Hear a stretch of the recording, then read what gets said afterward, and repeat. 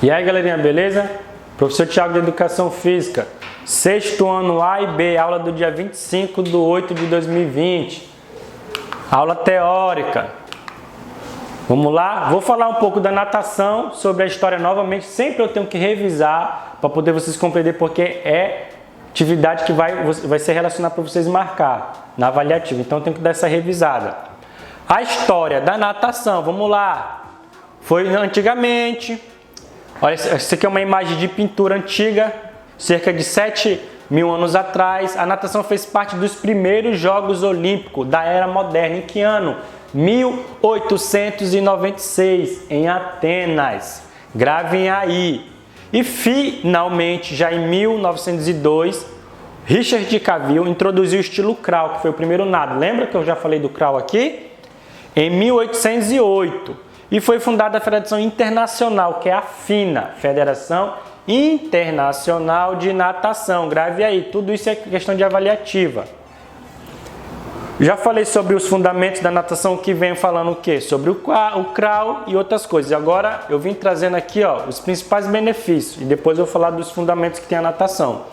Estimular perda de peso, aprimorar o sistema respiratório, fortalecer as articulações, desenvolver os músculos, reduzir o risco de diabetes tipo 2, melhorar a saúde do coração, promover circulação e também diminuir o estresse. Então a natação tem vários benefícios e eu tenho que trazer isso um pouco para vocês compreenderem, porque ela também, além de ser um esporte, ela também ajuda na saúde no decorrer da nossa vida, ok?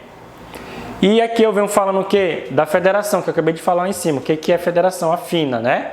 Que é a Federação Internacional de Natação. Isso aí é questão de prova. Aqui foi na aula passada, que eu mostrei a imagem de nado, só que aqui eu venho trazendo o que? O nado borboleta. Eu falei do crawl, agora eu vou falar do nado borboleta.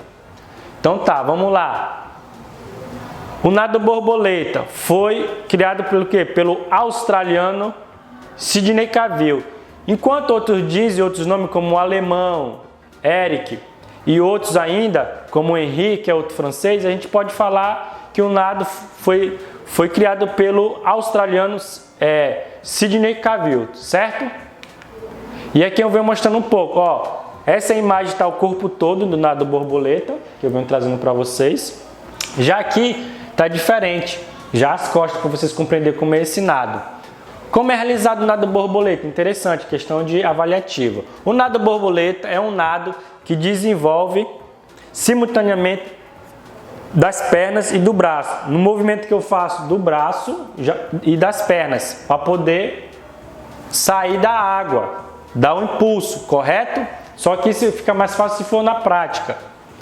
O nado de costas é uma prova que ela é realizada em várias competições, tipo, você vai de crawl, tem um nado borboleta e finaliza com vários nados, né, que a gente chama de prova do medley, que você vai e volta. A remada simultânea pode ser feita apenas com o crawl, que é o que? O braço, quando você vai aqui, ó, correto? Tá, dicas para aperfeiçoar a prática. Como é a dica? Respiração, nado com o braço só, alinhamento da coluna, batida de pé e relaxamento. Se não relaxar na natação, afunda. Bem claro isso aí, certo?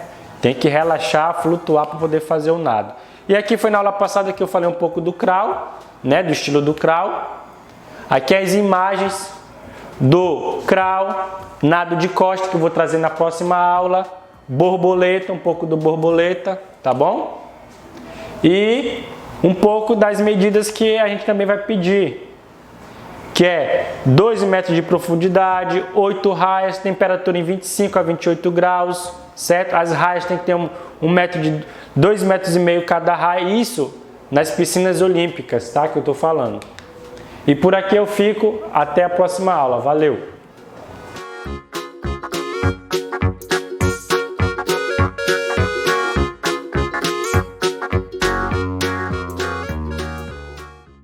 Olá, alunos do 6º ano, tudo bem com vocês? Então, aqui é a professora Joselene, mais uma vez aqui para estar dando continuidade ao nosso conteúdo. E hoje eu vim corrigir os exercícios que a gente passou na semana passada, tanto do livro didático como também do livro de atividades. Então, eu peço que vocês coloquem nas páginas a data de hoje, dia 25/8. Então, as páginas são 17, 18 e 19 do livro didático e 4, 5, 6 e 7 do livro de atividades. Coloquem a data aí, 25/8, beleza? Então vamos lá. Primeira questão, página 17 do livro didático. Identifique na imagem os principais órgãos e glândulas anexas componentes do sistema digestório. Depois relacione os números às funções descritas. Então, o número 1, temos ali que está indicando a setinha, é a boca. O segundo é o esôfago. O terceiro é o fígado. Quarto, estômago. Quinto, pâncreas. Sexto, intestino delgado. E 7, intestino grosso. Coloquem aí os nomes corretinhos. E aí a gente vai ter as frasezinhas aqui, vocês vão colocar ali os números de cada órgão. A letra A. Órgão que produz um suco no qual há enzimas responsáveis por digerir proteínas, gorduras e carboidratos. Esse suco é lançado no duodeno. Estamos falando do 5. Qual é o 5? É o pâncreas. B. Produz a bile, que atua sobre as gorduras, dissolvendo-as. É o número 3. Estamos falando ali do fígado, ali, ó, 3, fígado. C. Nesse órgão se inicia a digestão e nele acontecem as primeiras etapas da digestão química e da digestão mecânica. Estamos aqui falando da boca, então vocês vão colocar o número 1. E na letra D, canal que liga a faringe ao estômago e no qual se iniciam os movimentos peristálticos. Estamos falando do número 2 ali, que é o esôfago. E, órgão oco que produz um suco ácido. É nesse órgão que atua uma enzima responsável por digerir as proteínas. Estamos falando do número 4, que é o estômago. F. Órgão mais extenso do sistema digestório. Em sua porção inicial, há a maior concentração de enzimas. Estamos falando do número 6, e é o intestino delgado. Então, sobrou aqui o número 7.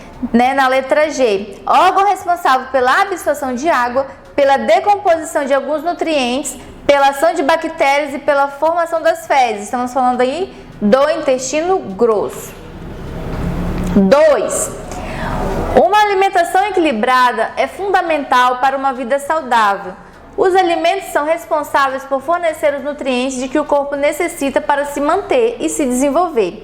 Sobre esse assunto, responda as questões a seguir. A. Quais funções os alimentos desempenham no organismo? Bom, resposta. Eles desempenham funções relativas à formação e à organização de células e tecidos, à liberação de energia e à regulação do metabolismo. Também está correto afirmar que os alimentos contêm nutrientes essenciais para a realização de nossas atividades e para a nossa sobrevivência, e que esses nutrientes resultam em energia para o organismo. Beleza? Lá, letra B. Em quais grupos os nutrientes são classificados de acordo com suas características? Isso daí é bem facinho, desde o ano passado a gente tem falado sobre isso. São os energéticos, os construtores e os reguladores. Os energéticos são carboidratos e lipídios, construtores são as proteínas e os reguladores são os sais minerais e as vitaminas. Isso aí tá bem facinho para vocês. Página 18 do livro didático. 3. A epiglote é uma estrutura muscular que está localizada na faringe e se relaciona tanto com o sistema digestório quanto o sistema respiratório. Nas pessoas idosas, essa musculatura pode passar a apresentar problemas em sua movimentação, o que pode aumentar os riscos de ocorrência de engasgos com a saliva ou a comida. Sobre isso, responda as questões propostas. Letra A. Qual é a função da epiglote no processo digestivo? Gente, a epiglote ela é uma membranazinha que ela vai fechar na hora que você vai engolir algum alimento ali, o bolo alimentar. O que ela faz com isso? Ela vai fechar o canal ali que vai entrar, que é a entrada de ar, que vai entrar ali nos pulmões. Então, se você está engolindo uma comida, ela tem que ir para o esôfago e para o estômago. Então, ela fecha o canal ali respiratório para que não entre ali para os seus pulmões e não haja ali um engasgo, você não venha passar mal ali de tossir e não entrar nos seus pulmões. B. Qual o reflexo manifestado pelo organismo quando a pessoa engasga? Explique qual é a sua importância. Bom, o reflexo é a tosse, né? Com isso, o alimento ou a saliva que entrou pela traqueia pode sofrer a expulsão e assim deixa de obstruir a passagem de ar. Então, esse reflexo ocorre normalmente quando entra ali sem querendo ali, a epiglote não fechou corretamente e entrou ali pela traqueia, aí a pessoa vai tossir. Isso daí vai ser bom porque ela vai expelir para fora aquele resíduo ou alguma coisa do bolo alimentar que entrou na traqueia ali acidentalmente. Então a importância disso, né? A importância da tosse nesse caso, para ir para fora ali o que não era para ter entrado ali no canal respiratório. 4. Na sequência, encontram-se listados alguns processos que ocorrem durante a digestão. De acordo com a sua natureza, eles podem ser classificados como físicos ou químicos. Com base em seus conhecimentos sobre o assunto, relacione as colunas identificando os processos físicos ou químicos. Temos ali a primeira coluna que está falando dos processos físicos e os processos químicos, e ali temos os processos para vocês colocarem a numeração. Então, primeiro, ação do suco gástrico. Então, vocês vão colocar número 2, que é um processo químico.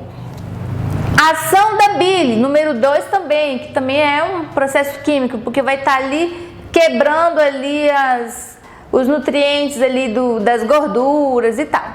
Mastigação já é o número 1, porque fisicamente você está, mecanicamente, fisicamente você está ali mastigando os alimentos, você está quebrando eles, mas não em moléculas assim como no caso da digestão química, né? A deglutição também é mecânica, então é o número 1, né? Ação do suco pancreático, número 2, porque também vai estar agindo ali nas moléculas e nos nutrientes do bolo alimentar. A ação da saliva também, porque eu falei para vocês sobre a enzima, que é da amilase salivar. Então, tudo que tem a ação de enzimas é um processo químico. Então, na saliva, temos ali a amilase salivar, que ela vai degradar ali o amido, né? Logo ali na boca já acontece ali uma digestão química. Movimentos peristálticos, número 1, porque não está fazendo ação de enzimas, está sendo só um movimento ali do músculo para levar o bolo alimentar no seu destino. 5. Página 19 do livro didático. O intestino humano é formado por duas partes, o intestino delgado e o intestino grosso. Assinale com um X a afirmação correta sobre esses órgãos. A. O intestino grosso tem o dobro do tamanho do intestino delgado e nele ocorre a absorção de água? Não, gente. O maior órgão ali do sistema digestório é o intestino delgado, não é o intestino grosso. B. O intestino delgado não apresenta movimentos peristálticos em suas paredes. Mentira, porque todo tubo ali precisa disso. Porque você já pensou? Se não tivesse movimentos peristálticos, o alimento ia ficar empacado ali no intestino delgado. Então, ali também tem os movimentos peristálticos. C. O intestino delgado é o órgão do sistema digestório com maior comprimento em virtude de sua função de absorver os nutrientes digeridos. Sim, gente, correto. A B não é, olha só, as fibras atrapalham o processo de digestão, pois interferem no funcionamento da microbiota intestinal. Nada a ver, gente, as fibras elas fazem muito bem, inclusive, para a nossa digestão. E elas não vão interferir no funcionamento elas não interferem no funcionamento da microbiota. Elas fazem ajudar na digestão ali, né? Fazendo com que o bolo fecal ele fique mais amolecido, não fique aquela... como é que eu falo? Que não fique ressecado ali, né? Não dando desconforto para a pessoa eliminar ali as fezes, no caso. 6, na página 19.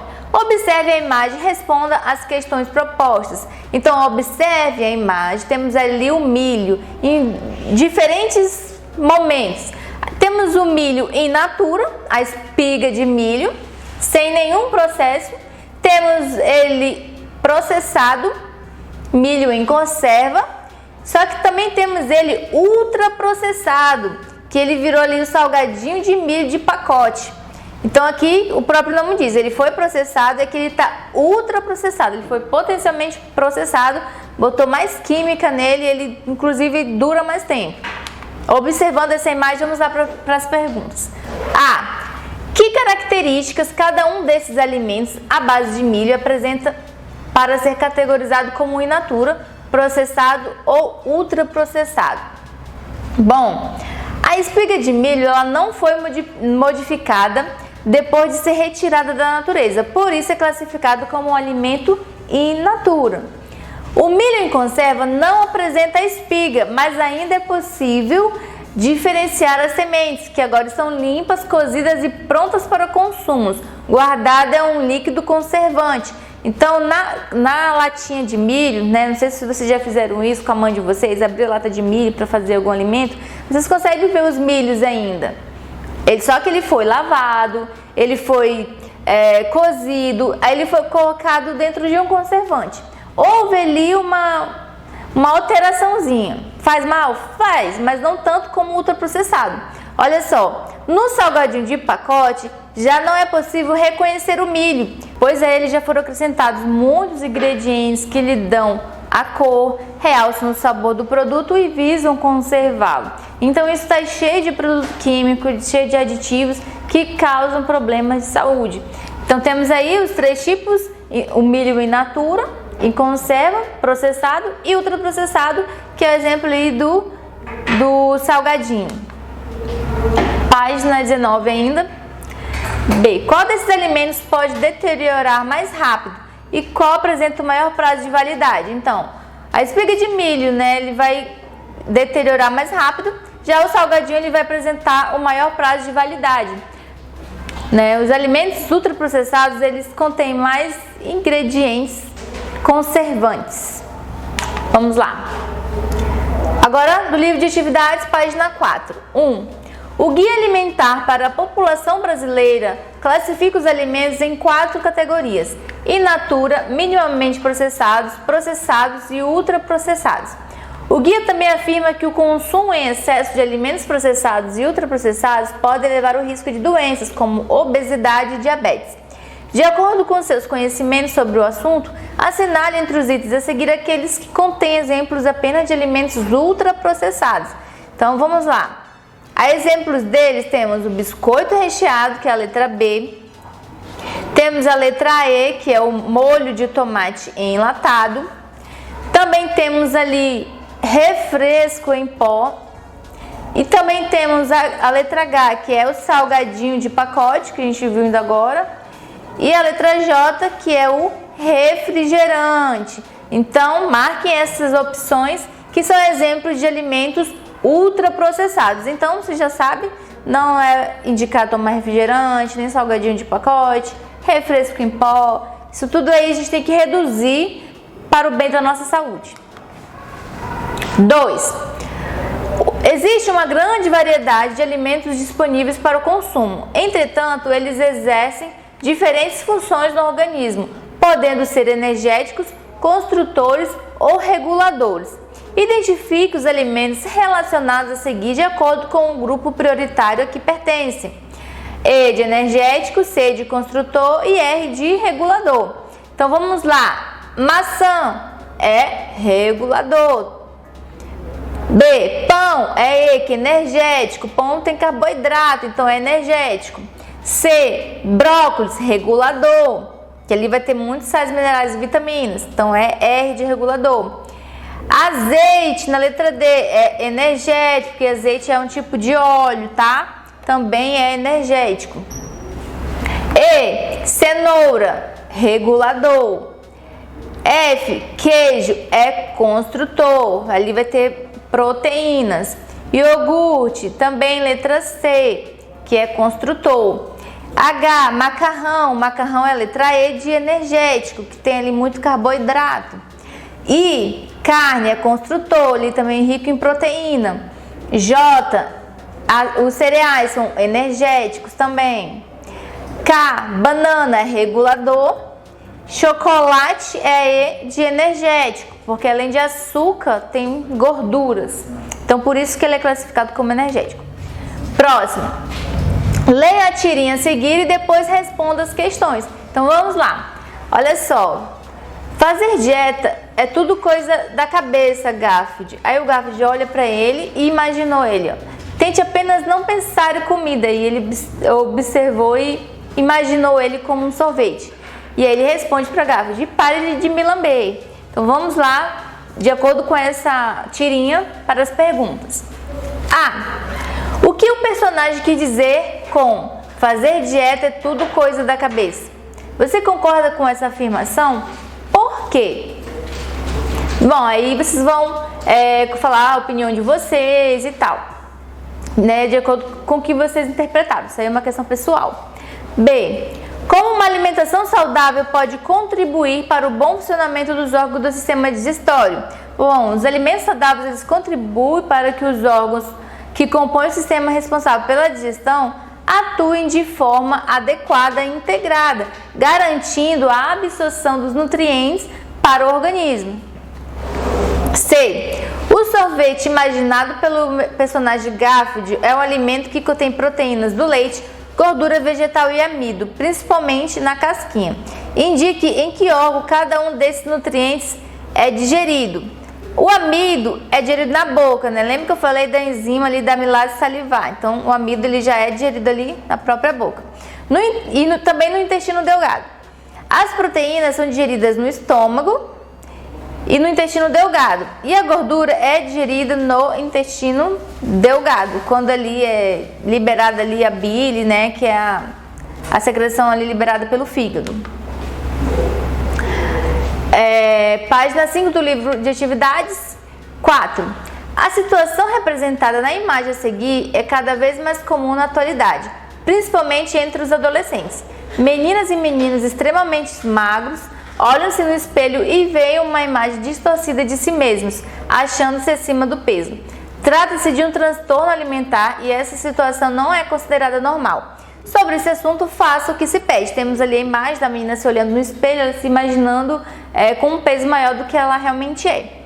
Então lá, letra A. Qual é o nome desse transtorno alimentar? O nome desse transtorno é anorexia, que pode ou não ser acompanhada da bulimia nervosa, que a bulimia faz a prática ali de você praticar vômitos, provocar vômitos para não engordar, no caso. Como essa doença pode ser caracterizada? Bom, a anorexia ela caracteriza-se basicamente pela busca constante de magreza, fazendo com que a pessoa que é anorexa tenha uma imagem distorcida. Ela pode ser magra, mas ela fica querendo perder peso porque ela acha que ela está acima do peso. E isso faz com que ela cause dietas extremamente restritas. Isso vai prejudicando a saúde dela. Uma das principais causas desse distúrbio é o culto pela magreza como ideal de beleza. Em sua opinião, que mudanças poderiam ser feitas na sociedade atual para reduzir o número de adolescentes com esse transtorno? Essa resposta é pessoal, vocês vão falar com as palavras de vocês. Mas a gente sabe que se a gente conversar sobre isso, debater sobre isso, para incentivar os jovens a pensar, a não cultuar esse pensamento de beleza, ser uma pessoa magrinha. Então, discutir sobre isso, conversar sobre isso, vai fazer com que mude, né, e reduza os jovens com essas doenças, né? Cite outra doença que pode ser causada pelo distúrbio alimentar. Temos ali outra doença como citado, pode ser a obesidade, um transtorno alimentar bem comum também, né, que vem acompanhado de ansiedade, a pessoa acaba às vezes nem tem fome, às vezes só por um distúrbio mesmo, por estar comendo ali, pela ansiedade e tal. Aí acaba ficando gordinho. 5.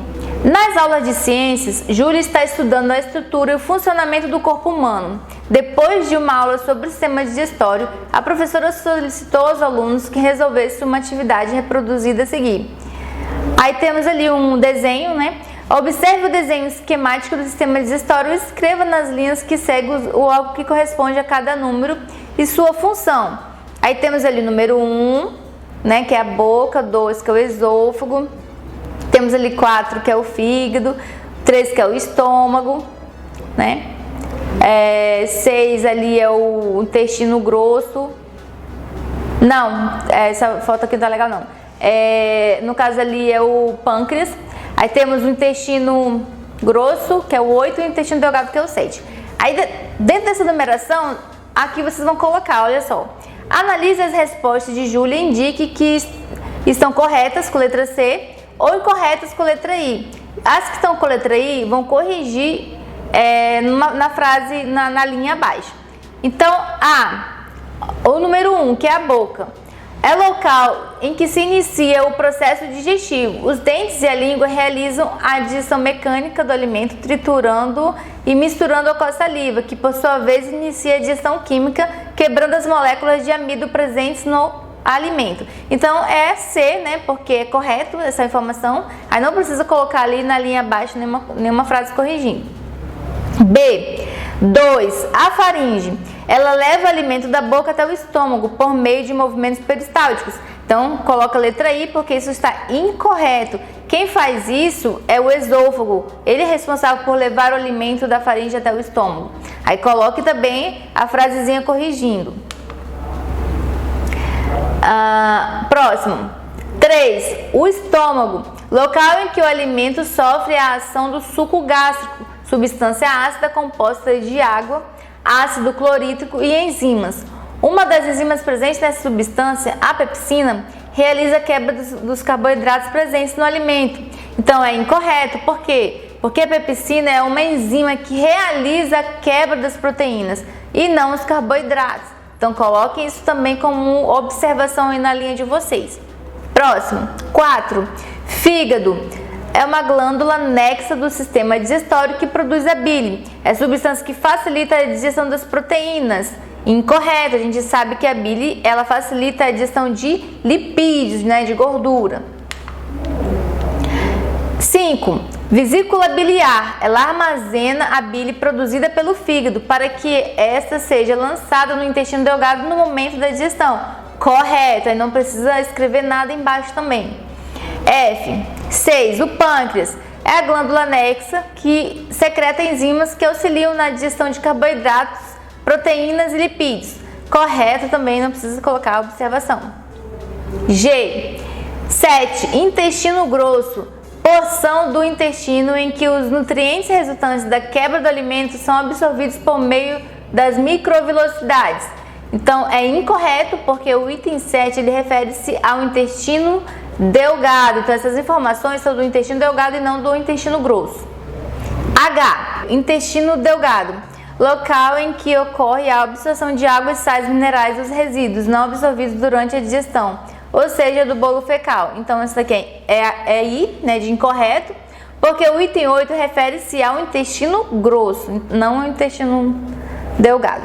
E 9. O ânus, região do corpo por onde ocorre a eliminação das fezes. Então essa aí é a letra C, correto, não precisa colocar nenhuma alteração aqui. Então agora na página 6 do livro de atividades, a questão 6. Há diversos distúrbios que podem afetar o sistema digestório. Pesquise mais sobre esses assuntos e assinale X nas questões corretas. A. As úlceras são lesões que surgem apenas no estômago, podendo estar relacionadas ao estresse. Isso é incorreto, pois as úlceras elas não só ocorrem no estômago, mas também no esôfago, no duodeno. Então, por isso essa afirmativa é falsa.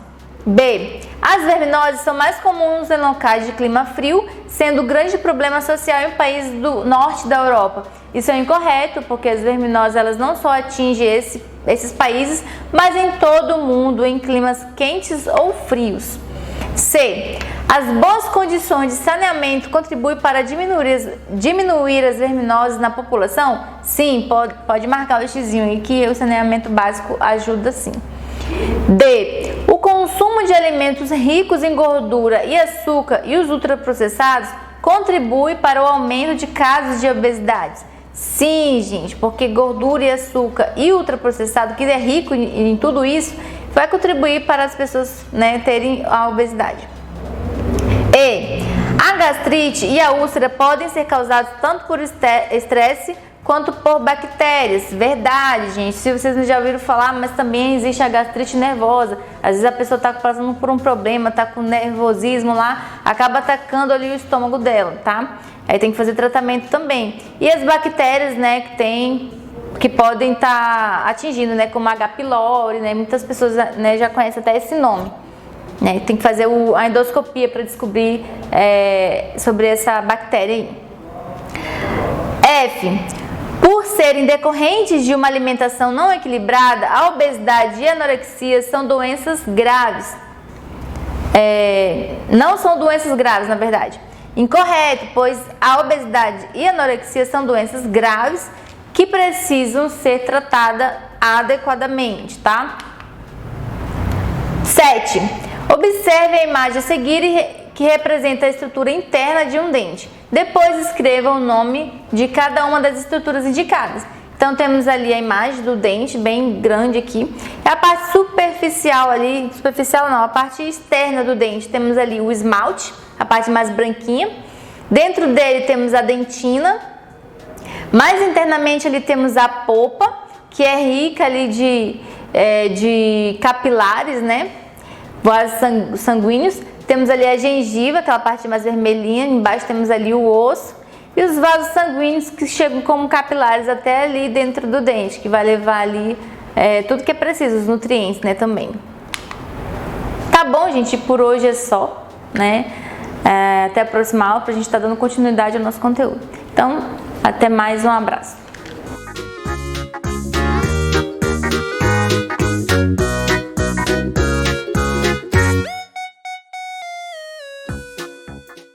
Hello students, good morning, good afternoon or good evening, tudo bem com vocês?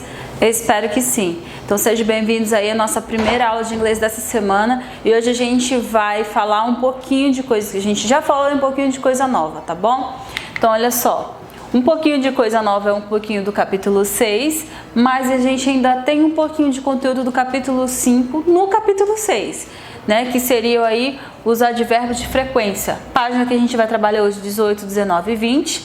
Nome do capítulo 6, How old are you? Let's go, então. Gente, início do capítulo ele tem o seguinte, How old are you? Quando a gente fala de How old are you, a gente sempre se depara com numerais. E nesse caso não vai ser cardinal numbers, vai ser ordinal numbers, que são os números de ordem, os ordinais, tá? Então, primeiro, segundo, terceiro, isso in English. Não é uma coisa tão complicada assim, é um pouquinho, mas vocês conseguem, tá? Aqui na página 19, eu tenho os dias da semana. Então, percebam que escritos por completo e na outra coluna eu tenho uma abreviação. Vocês comprando material aí, podem ter visto algum caderno ou agenda que tem essa parte dessa segunda abreviação aqui, segunda coluna, normalmente para você marcar que dia que caiu aquela aula, ou se é a agenda, que dia que você marcou aquele recadinho. E aí tem, de repente, essas abreviações. E muita gente olha, mas poxa, tá em inglês, né? Por que será, né? Colocaram isso em inglês. Eu não sei que dia que eu vou marcar. Então, se você memorizar os dias da semana, aprender, na verdade, como que se escreve, não vai ter mais complicação com essas abreviações, vai saber marcar corretamente. A dica que eu dou é sempre a primeira sílaba desses dias da semana, tá? Então, vamos lá, sem muitas delongas, a letra A, Sunday, coloca ali no sun, B, no mon, C, to, que é de Tuesday, D, o D a gente não fala, o E ali, que seria Wednesday, E, Thursday, só o T ali, só até o U, tá? F, Friday, bota só o Fry. E G, que é o Saturday, bota só até o T, Sat, ok? Não é muito difícil fazer isso, né? Já no exercício 2, diz assim para você escutar e colocar na sequência. Vocês não precisam escutar, gente, para quê? É só para escrever os meses do ano. Isso vai servir para vocês revisarem os meses do ano, porque lá na frente, nas atividades, vai ter momentos que vocês vão ter que escrever os meses do ano. Por isso que ele traz aqui logo na abertura, tá? Uma coisa que eu digo para vocês, atenção sempre no first, second and third. January, February and March. Não nesses meses, mas eu digo só nessas 3 palavrinhas. First, primeiro, second, segundo e third, terceiro. Porque esses são os especiais. Por que especiais? Vocês vão já entender quando forem ver os numbers, tá? Aí, galera, como eu disse, atenção nesses outros que vocês sabem o que deve vir aqui no quarto, né? O quarto mês, fourth. Qual é?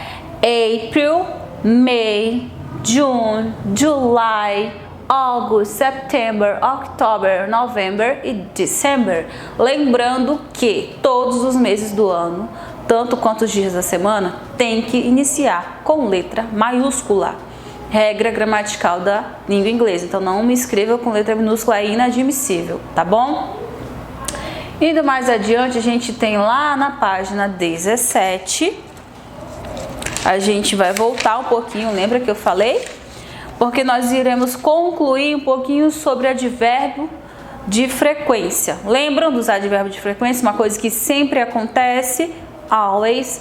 Uma coisa que às vezes acontece, sometimes. Uma coisa que frequentemente acontece, não sempre, mas um pouco mais da metade.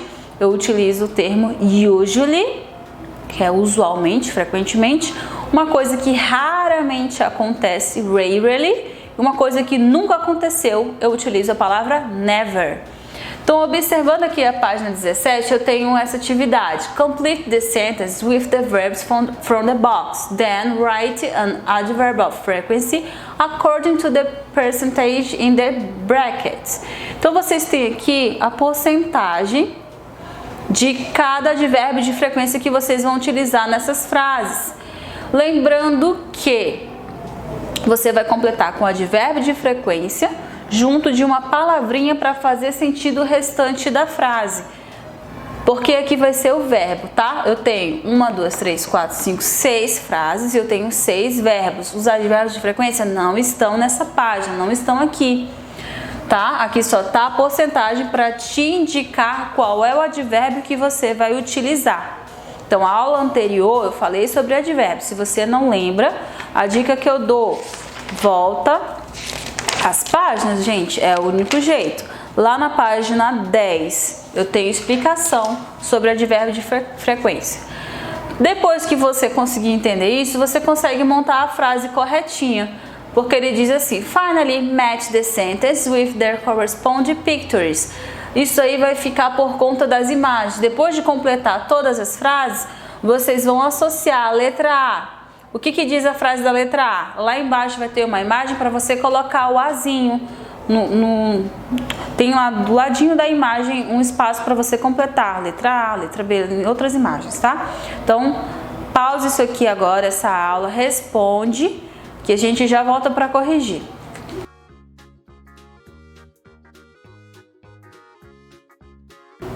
Galera, vamos ver se está tudo ok? A letra A, uma coisa que você faz sempre, nunca falha, sempre você faz. Nós, no caso, né, que é we. We always do. Por que do? Porque tá falando de homework. Então, nós sempre fazemos o nosso homework in the afternoon, à tarde. Nós sempre fazemos nosso exercício de casa à tarde. B, they, que são eles, tem um 0% aqui, então nunca acontece, tá? They never take a shower. Deve estar cheirando muito, né? Nunca toma banho. Então, olha só, letra C. Eles também, só que aqui já vai ser 50%, então é às vezes, sometimes. They sometimes play soccer with us. Eles às vezes jogam futebol conosco. D, I, aqui no caso, gente, 75%, uma coisa que acontece um pouco mais do que a metade. I usually have breakfast in the morning. Eu frequentemente tomo café de manhã, não é sempre, mas maioria das vezes. E my friends, 50%, sometimes watch TV at night. Meus amigos às vezes assistem TV à noite. E por último, I, 0%. I never go to school at night. Eu nunca vou para a escola à noite. Ok? Agora associar com as imagens. Vamos lá. A letra A, galera, vai ficar aqui, ó, nesses dois rapazes aqui. B, e nunca toma banho, os cachorros. C, às vezes eles jogam futebol conosco. D, lembra aí que falam do café da manhã, que é a maioria das vezes? E E, fala de assistir TV à noite, né? Por último, que ele nunca vai para a escola de noite, tá vendo? Tem um sol. A F, aí, tá bom? Terminou, teacher? Ainda não. Tem esse exercício que fala sobre as horas. Look at the digital clocks below. São relógios digitais. Color the numbers accordingly and write the time in the different way. Então veja só. Vocês já viram essas plaquinhas assim com esses relógios digitais? Tem que pintar com preto ou caneta preta alguns tracinhos para formar os números, tá bom? Então, depois de pintar, o que vocês vão pintar? O que está pedindo aqui, olha esse exemplo que está aqui. It's 2:10. Então, são 2:10. Então, pintou aqui para formar o 0, um tracinho para formar o 2, outro tracinho embaixo. E aqui para pintar o 10, né? Depois de pintar as horas, tem que colocar a expressão completa. Como é que fica? Porque lembra que eu falei para vocês que tinha duas formas de responder as horas? Você pode falar a forma mais fácil, que ele falou aqui, ele já dá a forma mais fácil, ou um pouquinho mais difícil. O que é um pouquinho mais difícil? Aqui ele está falando que são 2:10. O livro já deu. Agora aqui no espaço onde vocês devem preencher, it's 10 after 2. São 10 depois das 2. Entendeu o que é um pouquinho mais complexo, um pouquinho mais difícil? Então é tipo isso. Primeiro ele fala dos minutos, depois ele fala das horas. Tem regrinha para isso? Eu expliquei nas aulas anteriores. Então pause esse vídeo. Ficou com dúvida, não consegue fazer? Beleza, avança aí, a gente conversa no plantão, explico novamente para vocês. Agora, não tem como saber se está com dúvida se não falar comigo, né? Então olha só, pausa isso, responde que eu já volto com a correção.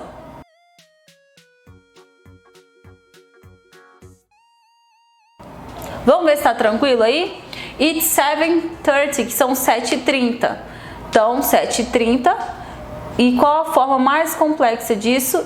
It's 7:30. São 30, né? Meia hora depois das 7. Ali, it's 3:15.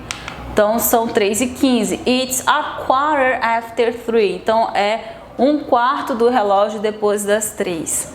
It's 10:45. São 10:45. It's a quarter to 11. Então, que horas tem? É 15 para as 11. Falta um quarto do relógio para as 11. It's 4:25. São 4:25. It's 25 after 4. Então, são 25 minutos depois das 4. It's 11:50, então são 11:50. It's 10 to 11. Lembrando que quando o relógio passou da metade, é mais interessante você dizer quantos minutos falta para a próxima hora, tá bom? Do que ficar contando 55. Pô, 10:55. It's 5 to 11. Falta 5 para as 11, ok?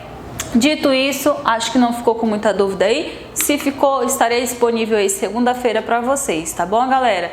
A gente se vê na próxima aula, então. Bye, bye!